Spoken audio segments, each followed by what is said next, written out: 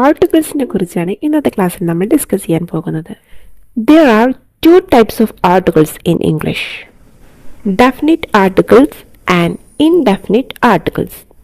Definite article is the. Indefinite articles are a, and, an.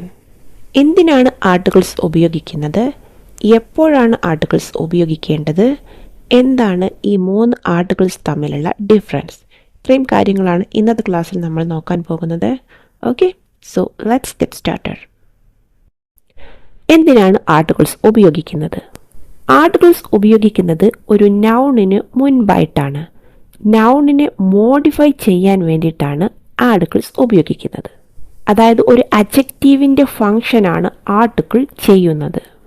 ആർട്ടിക്കിളിൻ്റെ കൂടെയുള്ള noun അത് specific ആണോ general ആണോ എന്നുള്ള കാര്യങ്ങളൊക്കെ മനസ്സിലാക്കാൻ നമ്മളെ ഈ ആർട്ടിക്കിൾസ് ആണ് സഹായിക്കുന്നത്.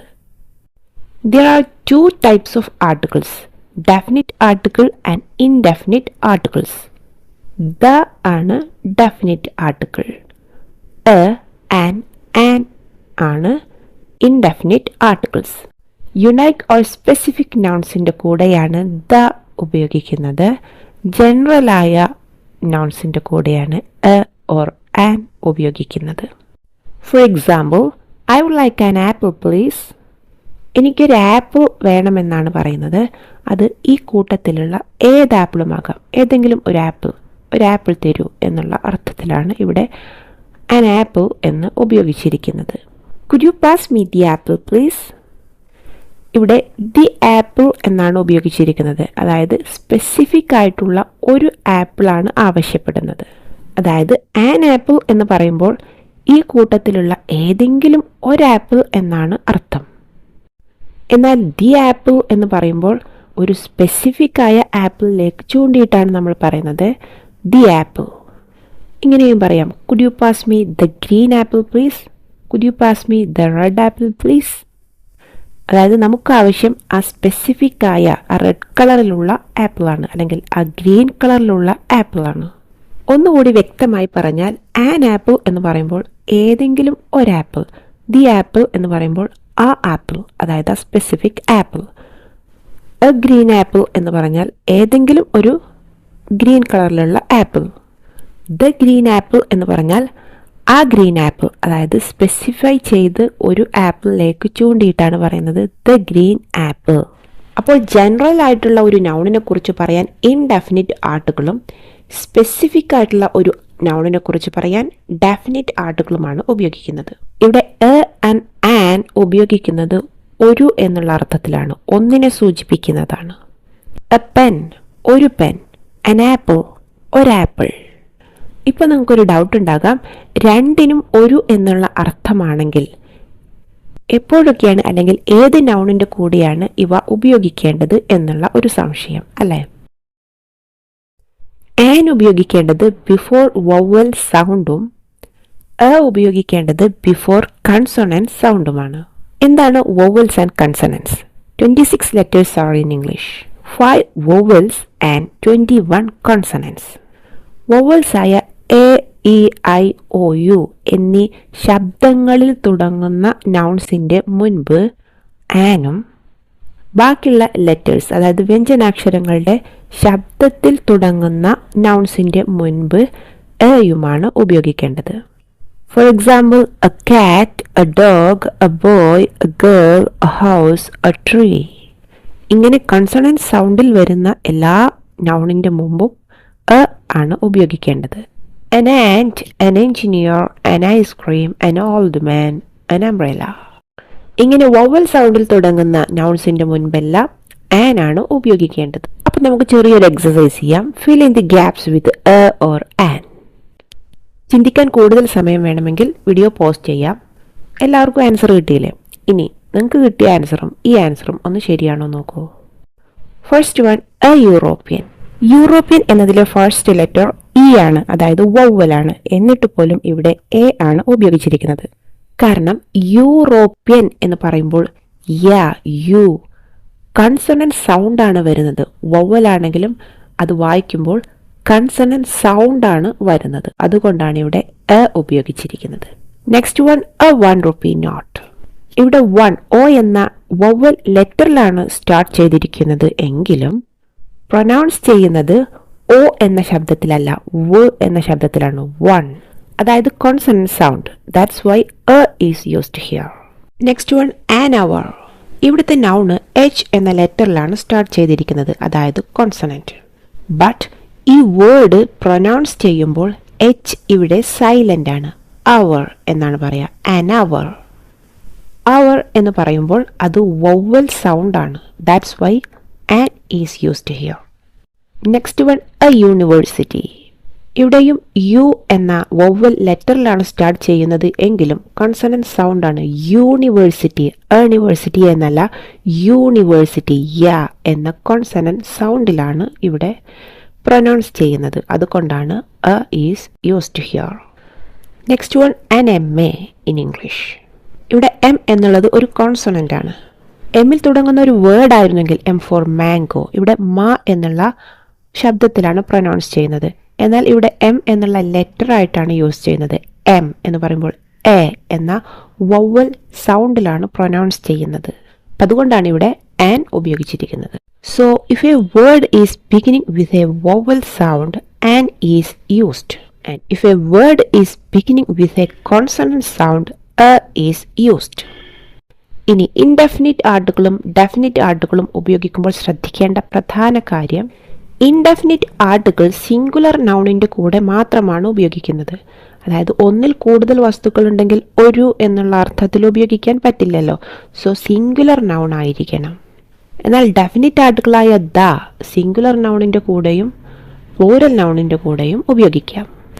രണ്ടാമത്തെ കാര്യം, ഇൻഡെഫിനിറ്റ് ആർട്ടിക്കിൾ കൗണ്ടബിൾ നൗൺസിൻ്റെ കൂടെ മാത്രമേ ഉപയോഗിക്കാൻ പറ്റുകയുള്ളൂ. കൗണ്ടബിൾ എന്ന് പറഞ്ഞാൽ എണ്ണാൻ കഴിയുന്നവ. അൺകൗണ്ടബിൾ നൗൺസിൻ്റെ കൂടെ ഉപയോഗിക്കാനായിട്ട് പറ്റില്ല. അതായത് എ വാട്ടർ അല്ലെങ്കിൽ ആൻ വാട്ടർ എന്നോ അല്ലെങ്കിൽ A milk or an milk എന്നൊന്നും പറയാനായിട്ട് പറ്റില്ല.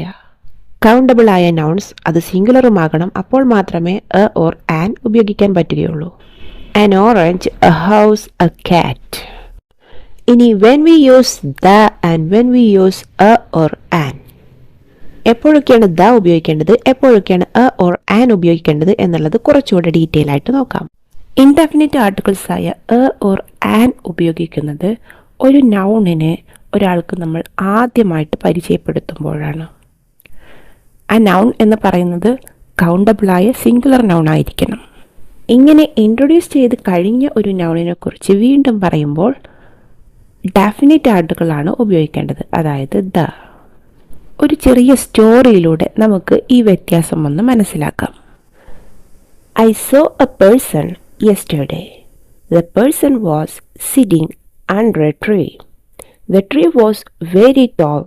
The person stood up when he saw a cat. The cat jumped on a wall trying to catch a bird, but the bird flew off the wall. ഇവിടെ indefinite ആർട്ടിക്കിൾസും definite ആർട്ടിക്കിളും എങ്ങനെയൊക്കെയാണ് ഉപയോഗിച്ചിരിക്കുന്നത് എന്ന് നോക്കൂ. ആദ്യമായി introduce ചെയ്യുന്ന നൗണിൻ്റെ കൂടെ ഇൻഡെഫിനിറ്റ് ആർട്ടിക്കിളാണ് ഉപയോഗിച്ചിരിക്കുന്നത്. പിന്നീട് ആ നൗണ് വീണ്ടും ഉപയോഗിക്കുമ്പോൾ ഡെഫിനിറ്റ് ആർട്ടിക്കിളാണ് ഉപയോഗിച്ചിരിക്കുന്നത്. നോക്കൂ, I so A person yesterday. ഞാൻ ഇന്നലെ ഒരാളെ കണ്ടു. ഇവിടെ എ പേഴ്സൺ എന്ന് പറയുന്നത് ജനറൽ ആയിട്ടാണ്. എ പേഴ്സൺ, ഏതോ ഒരാൾ. The person was sitting under A tree. വീണ്ടും ആ വ്യക്തിയെക്കുറിച്ച് തന്നെ പറയുന്നത് കൊണ്ടാണ് the person was sitting under A tree എന്ന് പറഞ്ഞിരിക്കുന്നത്. ആ വ്യക്തി മരത്തിനടിയിൽ ഇരിക്കുകയായിരുന്നു. ഇവിടെ ദ പേഴ്സൺ എന്ന് ഉപയോഗിച്ചിരിക്കുന്നത് നേരത്തെ പറഞ്ഞ ആളായതുകൊണ്ടാണ്. മറിച്ച് ഇവിടെ എ പേഴ്സൺ എന്ന് തന്നെ ഉപയോഗിച്ചാൽ ആദ്യം പറഞ്ഞ വ്യക്തിയും ഇപ്പോൾ പറയുന്ന ഈ വ്യക്തിയും വേറെ വേറെ ആളുകളായി മാറും. നേരത്തെ ഇൻട്രൊഡ്യൂസ് ചെയ്ത ആൾ തന്നെയാണെങ്കിൽ ദ ഉപയോഗിച്ച് മാത്രമേ പറയാൻ പറ്റുകയുള്ളൂ. ഇനി നോക്കൂ, ഈ വ്യക്തി ഇരിക്കുന്നത് അണ്ടർ എ ട്രീ, ഏതോ ഒരു മരത്തിനടിയിലാണ് ഇരിക്കുന്നത്. അതാണ് എ ട്രീ എന്ന് ഉപയോഗിച്ചിരിക്കുന്നത്. ഇനി വീണ്ടും ഈ ട്രീയെക്കുറിച്ച് തന്നെ പറയുകയാണ്. അതുകൊണ്ടാണ് the tree was very tall എന്ന് പറഞ്ഞിരിക്കുന്നത്. ആ മരം നല്ല ഉയരമുള്ള മരമായിരുന്നു. ആ മരം, നേരത്തെ പറഞ്ഞ മരം. അതുകൊണ്ടാണ് ഇവിടെ ദ ട്രീ എന്ന് ഉപയോഗിച്ചിരിക്കുന്നത്. അതുപോലെ തന്നെ കാറ്റിനെ ആദ്യമായി ഇൻട്രൊഡ്യൂസ് ചെയ്യുമ്പോൾ എ കാറ്റ് എന്ന് പറയുന്നു. വീണ്ടും ആ കാറ്റിനെ കുറിച്ച് തന്നെ പറയുമ്പോൾ ദ കാറ്റ് എന്ന് പറയുന്നു. അതുപോലെ തന്നെ ബേർഡും a bird, then the bird. ഇപ്പോൾ ക്ലിയർ അല്ലേ ഡെഫിനിറ്റ് ആൻഡ് ഇൻഡെഫിനിറ്റ് ആർട്ടിക്കിൾസ് തമ്മിലുള്ള വ്യത്യാസം? അപ്പോൾ നമ്മൾ ഡിസ്കസ് ചെയ്തത് ഇൻഡെഫിനിറ്റ് ആർട്ടിക്കിൾസ് ആയ എ ഓർ ആൻ എവിടെയൊക്കെ ഉപയോഗിക്കണം. ആൻ ബിഫോർ വവൽ സൗണ്ടും എ ബിഫോർ കൺസണന്റ് സൗണ്ടുമാണ്. അതിനുശേഷം ഡിസ്കസ് ചെയ്തത് ആർട്ടിക്കിൾസ് ആയ എ, ആൻ, ഓർ ദ ഇവയിൽ ഏതാണ് ഉപയോഗിക്കേണ്ടത് എന്നുള്ളതാണ്.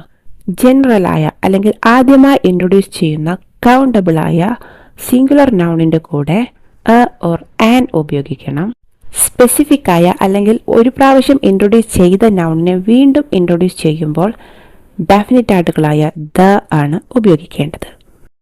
ഇനി ദ മാത്രം ഉപയോഗിക്കേണ്ട ചില സന്ദർഭങ്ങൾ കൂടി പറയാം.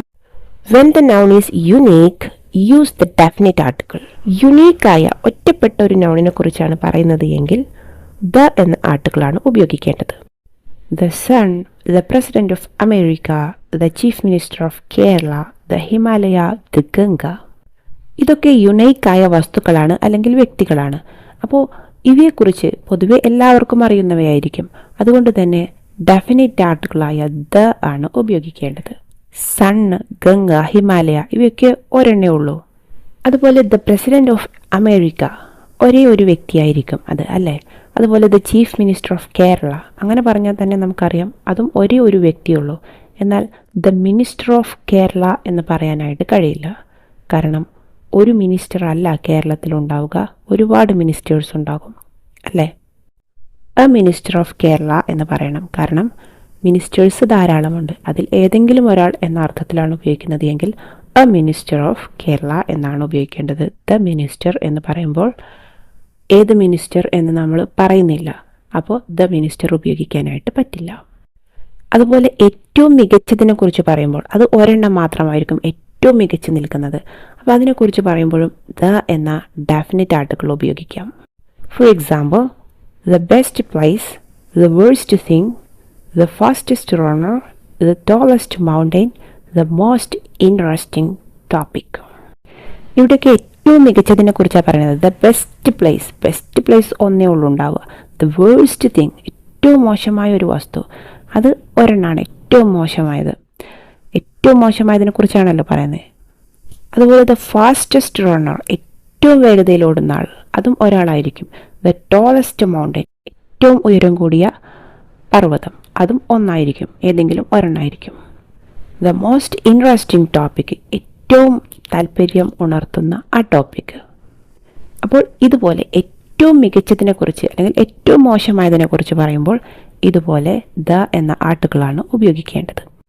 കാരണം ഇവ ഓൺലി വണ്ണേ ഉണ്ടാവുകയുള്ളൂ, ഒരെണ്ണം മാത്രം. അടുത്തത് ആർട്ടിക്കിൾസ് ഉപയോഗിക്കേണ്ടാത്ത നൗൺസ് ഏതൊക്കെയാണെന്ന് നോക്കാം. ആർട്ടിക്കിൾസ് ഒന്നും ഉപയോഗിക്കേണ്ടാത്തത് വിത്ത് നെയിംസ് ഓഫ് പീപ്പിൾ. ആളുകളുടെ പേരിന്റെ കൂടെ ആർട്ടിക്കിൾസ് ഉപയോഗിക്കേണ്ട. അതായത് എ റാണി എന്നോ എ രാഹുൽ എന്നോ ദ റാണി ദ രാഹുൽ എന്നൊന്നും പറയേണ്ട ആവശ്യമില്ല. എ ബോയ് എ ഗേൾ എന്ന് പറയും, പക്ഷേ പേരിന്റെ കൂടെ ഇവരുടെ പേരിന്റെ കൂടെ ആർട്ടിക്കിൾസ് ഉപയോഗിക്കില്ല എന്നാണ് പറയുന്നത്. Next one, names of places. സ്ഥലപ്പേരിന്റെ കൂടെയും ആർട്ടിക്കിൾസ് ഉപയോഗിക്കേണ്ട. പ്ലേസസ് എന്ന് പറയുമ്പോൾ കോണ്ടിനെൻ്റ് ആകാം, അതായത് ഭൂഖണ്ഡങ്ങളുടെ പേരുകൾ, അതല്ലെങ്കിൽ കൺട്രീസ് നെയിം ആകാം, രാജ്യങ്ങളുടെ പേരുകൾ, അതല്ലെങ്കിൽ സിറ്റീസ് ആകാം. ഇങ്ങനെ ഏത് സ്ഥലപ്പേരിൻ്റെ കൂടെയും ഒരു ആർട്ടിക്കിളും ഉപയോഗിക്കേണ്ട ആവശ്യമില്ല. ഫോർ എക്സാമ്പിൾ, കോണ്ടിനെൻ്റ് ആണെങ്കിൽ ഏഷ്യ, യൂറോപ്പ്, ആഫ്രിക്ക ഇങ്ങനെ പറഞ്ഞാൽ മതി. അല്ലാതെ ദ ഏഷ്യ എന്നോ ദ യൂറോപ്പ് എന്നോ ദ ആഫ്രിക്ക എന്നോ പറയുന്നത് ശരിയല്ല. കൺട്രീസിൻ്റെ കൂടെയും ആർട്ടിക്കിൾസ് ഒന്നും ഉപയോഗിക്കേണ്ട. ജപ്പാൻ, ഇന്ത്യ, ചൈന ഇതാണ് കറക്റ്റ്. ഇതിൻ്റെ കൂടെ the Japan, the India, the China എന്നൊന്നും ഉപയോഗിക്കാൻ പറ്റില്ല. എന്നാൽ ചില രാജ്യങ്ങളുടെ കൂടെ നിങ്ങൾ കണ്ടിട്ടുണ്ടാകും ദ ഉപയോഗിക്കുന്നത്. അത് ഏതൊക്കെയാണെന്ന് നോക്കാം. The Maldives, the Philippines. ഇവയെല്ലാം രാജ്യങ്ങളുടെ പേരാണെങ്കിലും ഇവയുടെ കൂടെ ദ എന്ന ആർട്ടിക്കിൾ ഉപയോഗിക്കാറുണ്ട്. കാരണം ഇവ പ്ലൂരൽസ് ആണ്, പ്ലൂരൽ നെയിംസ് ആണ്. ദ മാൽഡീവ്സ് എന്ന് പറയുന്നത് ഒരു ഐലൻഡ് അല്ല, 1200 ചെറിയ ദ്വീപുകൾ ചേർന്നതാണ് മാലദ്വീപ്സ്. അതിൽ 200 ഐലൻഡ്സിൽ മാത്രമേ ജനവാസമുള്ളൂ. അപ്പോൾ അത് പ്ലൂരലാണ്, ഒരുപാട് എണ്ണത്തെ കൂട്ടിച്ചേർത്ത് പറയുന്നത് കൊണ്ടാണ് മാൽദീവ്സ്, ദ മാൽദീവ്സ് എന്ന് പറയുന്നത്. അതുകൊണ്ടാണ് ദ എന്ന ആർട്ടിക്കിൾ അവിടെ ഉപയോഗിക്കാനായിട്ട് പറ്റുന്നത്. ദ ഫിലിപ്പൈൻസ്, ഫിലിപ്പൈൻസ് എന്ന് പറയുന്നതും ചെറുതും വലുതുമായ 700ഓളം ദ്വീപുകൾ ചേർന്നതാണ്. അങ്ങനെ ഒരു കൂട്ടത്തെ പറയുന്നത് കൊണ്ടാണ് ഫിലിപ്പൈൻസ് എസ് ചേർത്ത് പ്ലൂരലാക്കി പറയുന്നത്. അതുകൊണ്ടാണ് ദ എന്ന ആർട്ടിക്കിൾ ഇവിടെ ഉപയോഗിക്കാം എന്ന് പറയുന്നത്. ഇനി രാജ്യത്തിൻ്റെ പേര് ഒരു സിംഗിൾ വേർഡ് അല്ല, ഒരു ഫ്രേസ് ആണെങ്കിൽ ഇതുപോലെ ദ ഉപയോഗിച്ച് പറയാം. For example, the United States of America. ഇതൊരു ഫ്രേസാണ്, യുണൈറ്റഡ് സ്റ്റേറ്റ്സ് ഓഫ് അമേരിക്ക. ഇതും ഒരുപാട് രാജ്യങ്ങളുടെ കൂട്ടമാണ്, ഒറ്റ രാജ്യമല്ല. അതുകൊണ്ടാണ് ഇവിടെ ദ എന്ന ആർട്ടിക്കിൾ ഉപയോഗിച്ച് പറയുന്നത്. എന്നാൽ ഇന്ത്യ എന്ന് പറയുന്നത് ഒരൊറ്റ രാജ്യമാണ്. അതുകൊണ്ടാണ് ഇന്ത്യയുടെ കൂടെ ആർട്ടിക്കിൾസ് ഒന്നും ഉപയോഗിക്കേണ്ട ആവശ്യമില്ലാത്തത്. അതുപോലെ the United Arab Emirates, the People's Republic of China, ഇവയുടെ കൂടെയൊക്കെ ദ എന്ന ആർട്ടിക്കിൾസ് ഉപയോഗിക്കാനുള്ള കാരണം ഇവ ഒരു ഫ്രേസാണ്, നോട്ട് എ സിംഗിൾ നെയിം.